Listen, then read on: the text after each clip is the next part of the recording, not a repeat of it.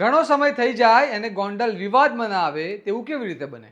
આજે ફરીવાર ગોંડલ વિવાદમાં આવ્યું છે અને આ વખતે વિવાદમાં આવવાનું કારણ છે સ્થાનિક સ્વરાજ્યની ચૂંટણી. આજે ઉમેદવારીના ફોર્મ ચકાસણીની તારીખ હોવાના કારણે પ્રક્રિયા ચાલી રહી હતી ત્યારે કોંગ્રેસના આગેવાન દ્વારા ભાજપ પર આક્ષેપો લગાવવામાં આવ્યા છે કે ખોટી રીતે ફોર્મ રદ થાય તેવું ષડયંત્ર તેઓ રચી રહ્યા છે. ત્યારે ભાજપના આગેવાન પણ આ મામલે કોંગ્રેસને આડે હાથ લઈ રહ્યા છે. ચૂંટણી પહેલા ગોંડલનો માહોલ ગરમાયો છે. શું છે સમગ્ર મામલો? આવો વિગતે વાત કરીએ આ અહેવાલમાં. નમસ્કાર, હું છું ચિરાગ વર્ષાબેન. આપ જોઈ રહ્યા છો સ્વમાન. ગોંડલમાં સ્થાનિક સ્વરાજ્યની ચૂંટણી પહેલા કોંગ્રેસ અને ભાજપ બંને પક્ષો એકબીજા પર આક્ષેપો કરતા જોવા મળી રહ્યા છે. 13 એપ્રિલે ઉમેદવારી ફોર્મની ચકાસણીના દિવસ હતો, જેથી જે ચૂંટણી પ્રક્રિયા એક મહત્વનો ભાગ ગણવામાં આવે છે. આ લોકશાહી પ્રક્રિયા દરમિયાન કોંગ્રેસના આગેવાન દિનેશ પાતર દ્વારા ભાજપ પર ગંભીર આક્ષેપો લગાવવામાં આવ્યા છે. તેમણે આક્ષેપ કર્યો છે કે ભાજપ દ્વારા કોંગ્રેસના ઉમેદવારોને ડરાવવામાં આવે છે, ધમકાવવામાં આવે છે, ઉમેદવારી ફોર્મ પરત ખેંચવા માટે દબાણ પણ કરવામાં આવે છે. વધુમાં તેમણે ગંભીર આક્ષેપ લગાવતા કહ્યું કે એક મહિલા ઉમેદવારને લાફો મારવામાં આવ્યો હોવાની ઘટના પણ બની છે. ત્યારે ભાજપ દ્વારા સમગ્ર આક્ષેપોને પાયાવિહોણા ગણાવી કોંગ્રેસ પર તંજ કસવામાં આવ્યો છે. સાથે જ ભાજપના આગેવાન બાવભાઈ ટોડિયાએ આક્ષેપ કરતા જણાવ્યું કે કોંગ્રેસ પાસે ઉમેદવારો નથી અને તેમને ગોંડલની જનતા સ્વીકારતી નથી, માટે તેઓ આવા આક્ષેપો લગાવે છે. ઉપરાંત તેમણે આમ આદમી પાર્ટી અને જિગીસા પટેલ પર પણ કટાક્ષ કર્યો છે. સાંભળો કોંગ્રેસના દિનેશ પાતર અને ભાજપના આગેવાન બાવભાઈ ટોડિયા વચ્ચે શું આરોપ પ્રત્યારોપ થયા. એ તો આપણે જોયું, આની પહેલાંના ઇન્ટરવ્યૂમાં મેં ઇન્ટરવ્યૂ પણ આપેલું છે અને પ્રૂફ પણ આપ્યા છે. આપણે જોયું દૂધનું દૂધ ને પાણીનું પાણી એમના આપની સમક્ષ રજૂ કરી દીધેલું છે. ક્યાંક ને ક્યાંક ભારતીય જનતા પાર્ટીના લોકો એવું કહેતા હોય કે અમે વિકાસ કર્યો છે, તો એને કોઈ ડરવાની જ વાત નથી. પંચાયતથી લઈને પાર્લામેન્ટ સુધી એમની બહુમતી છે અને એને લોકો એને કામ કર્યા હોય તો એને ફોર્મ ખેંચવાની હરેક જેટલા ઉમેદવારો એના નજરમાં હતા, જ્યાં હારી જાય એમ હતા, એને ક્યાંક ને ક્યાંક એમના ટેકેદારોને ઉપાડીને લેવા સોગંદનામા કરાવ્યા છે, ક્યાંક ને ક્યાંક અરજીઓ આપીને વાંધા ઉઠાવ્યા છે. એટલે આવા બધા હથકંડા આમ જો તો કરીને કિન્નાખોરી કરવામાં આવેલી છે. પણ અમને વિશ્વાસ છે કે ગોંડલ નગરપાલિકાની અંદર જેટલા લોકો જે ખમીરતાપૂર્વક અને જે સેવાના માધ્યમથી જ નક્કી કરીને લડવા આવ્યા છે એને લોકો 100% સહકાર દેશે અને એને ચૂંટી કાઢશે. બાબુભાઈ, વિરોધ પક્ષનો આક્ષેપ છે ખોટી રીતે ગાળો કાઢીને અંદર ચૂંટણી અધિકારી શ્રી પાસે રેકોર્ડિંગ પડ્યું છે, જે 5-10 લોકોની કોરમ પૂરું કરવા માટે 44 જણા મળ્યા નહીં, 40 જ મળ્યા અને 40માંય 12-13 વ્યક્તિ તો એવા હતા કે એની ખોટી સહીઓ કરીને ટેકેદાર બનાવ્યા હતા. હવે એક 78 વર્ષના માજી અંદર બોલતા હતા કે આવા અમને ક્યાં હલાડો છો. બોલતા હતા કે ભાઈ મને મારી સહી નથી કરી, મેં ક્યાંય આધાર કાર્ડ નથી આપ્યું અને મને ટેકેદાર છે ન બનાવ્યો. હવે લોકોને કરણના સંબંધો બગડે ને, કાંઈ લેવા નહીં દેવા. તો એ 10-12 જણા એ તો અમારી પાસે આવ્યા હતા, અમને ખબર નહોતી કે આ ટેકેદાર કોણ છે. એણે આવીને કીધું કે મારી સહી ખોટી કરી છે.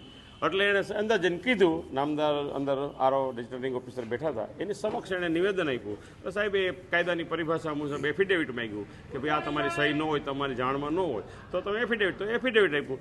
હવે ચૂંટણી અધિકારી નિર્ણય લેશે કે એનું હું કરું. અમે નથી કહેતા કે અમે બિનહરીફ કરીએ, અમે અમારો વાંધો રજૂ કરી દીધો કે આ બેનની ખોટી સહી કરી છે, આ ભાઈની ખોટી સહી કરી છે. મૂળ તો હું કોરમ પૂરું કરું છું. બાકી તો કોંગ્રેસના લોકોથી કંઈ થતું નથી. 44 પૂરા થયા નથી. આપવાળાએ પણ છેલ્લા 2 વર્ષથી બેન શ્રી જિગીસાબેન ખૂબ ઠેકડા મારે છે. એમનાથી નહીં કંઈ ગોંડલમાં ભેગું થયું નહીં. પછી મોઢુલાલ રાખીએ, અમે રાજકીય માણસો આવું કરતા હોય, મોઢુલાલ રાખતા હોય કે અમે સમાધાન કર્યું છે ગોંડલ શહેરમાં. એવું કંઈ હોય નહીં, ઉમેદવાર ન લડ્યા હોય. એટલે એની સામે અમને કંઈ વાંધો નથી.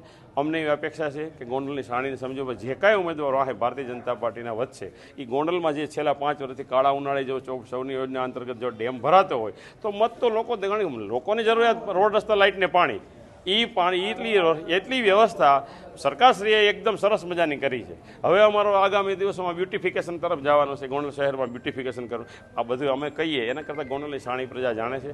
અગાઉ ઈવીએમને ઠેકડા અમે અત્યારથી વિનંતી કરી ભાઈ ઈવીએમનું કહેતા નહીં, કારણ કે તમને બેંકમાં હેરવા હતા. એવું નથી કે ઈવીએમથી જ હેરવા હતા. અને એમાં તમને 80% મત, 80% આ ફરીવાર સાંભળીએ, 80% મત ભાજપને મળ્યા હતા, 20% જેને મળ્યા હતા. છતાંય કાંઈ વાંધો નહીં, ઈવીએમની બાનું તૈયાર રાખે, કારણ કે એને 28 તારીખે બપોર પછી ઈ બાનાની જરૂર પડશે. આપણે એને વિનંતી કરી ઈ બાનું એ તૈયાર રાખે. પણ આગામી દિવસોમાં પ્રજા અમારી સાથે છે અને હોવાના કારણો પણ સતત ભારતીય જનતા પાર્ટીનો કાર્યકર ચરાઈવેથી દોડતો રહ્યો છે અને લોકોની વચ્ચે સતત કામ માટે પ્રતિબંધ છે. આવા આક્ષેપો પ્રત્યાક્ષેપો થયા રાખે અને હવે અમને ઓલા શું કહેવાય ઓલા બરોડ થઈ ગયા છીએ અમે આવા આક્ષેપોથી કે આવા આક્ષેપો તો કર્યા રાખે એ કરીને થાકી ગયા અને અમે સાંભળીને થાકી પણ ગોંડલની પ્રજા બધું જાણે છે. ભારત માતા કી જય. અહીંયા નોંધનીય છે કે ગોંડલનું રાજકારણ છેલ્લા થોડા દિવસોથી ખાસું ગરમ છે. તાજેતરમાં જ ગોંડલ શહેર કોંગ્રેસમાં મોટું ભંગાણ પડ્યું છે, જેમાં પક્ષના 2 મજબૂત સ્તંભ કૃષ્ણાબેન તન્ના અને દીપક પટેલ એ રાજીનામું આપીને ભાજપમાં જોડાવાનું પસંદ કર્યું છે. ગોંડલના પૂર્વ ધારાસભ્ય જયરાજસિંહ જાડેજાની હાજરીમાં બંને આગેવાનોએ કેસરીયો ખેસ ધારણ કર્યો હતો. સ્થાનિક સ્વરાજ્યની ચૂંટણી વચ્ચે આવા 2 મોટા નેતાઓનું પક્ષ છોડવું એ કોંગ્રેસ માટે મોટો ફટકો માનવામાં આવી રહ્યો છે. ચૂંટણી પહેલા રાજકીય પક્ષો એકબીજા પર આરોપ લગાવતા હોય તે સ્વાભાવિક છે, પરંતુ કોંગ્રેસ દ્વારા લગાવેલા આક્ષેપો ગંભીર છે. તો કોઈ રાજકીય પક્ષના આગેવાન પોતાની રાજકીય અને સામાજિક વગના જોરે કોઈને ડરાવી ધમકાવી ઉમેદવારી ન નોંધાવવા દે તે લોકશાહી માટે ગંભીર ચેતવણી છે. પરંતુ ભાજપ આ તમામ આક્ષેપોને નકારી રહી છે. ગોંડલમાં કુલ 3 સ્થળે ચૂંટણી યોજાવા જઈ રહી છે. જિલ્લા પંચાયતની 5 બેઠકો, તાલુકા પંચાયતની 22 બેઠકો અને નગરપાલિકાની 44 બેઠકો. ઉમેદવારી પત્ર ભરવાની છેલ્લી તારીખ 11 એપ્રિલ હતી, ચકાસણી 13 એપ્રિલે થઈ અને ઉમેદવારી પરત ખેંચવાની છેલ્લી તારીખ 15 એપ્રિલ છે. હવે જોવાનું રહ્યું કે આ મામલામાં સત્યતા કેટલી છે અને ચૂંટણી પરિણામ કોના તરફી આવે છે. આ મામલે તમારું શું માનવું છે અમને કમેન્ટમાં જણાવો અને આ પ્રકારના વિશ્લેષણવાળા સમાચાર માટે તમારા સ્વમાનને લાઇક, શેર અને સબસ્ક્રાઇબ કરવાનું ભૂલતા નહીં. નમસ્કાર.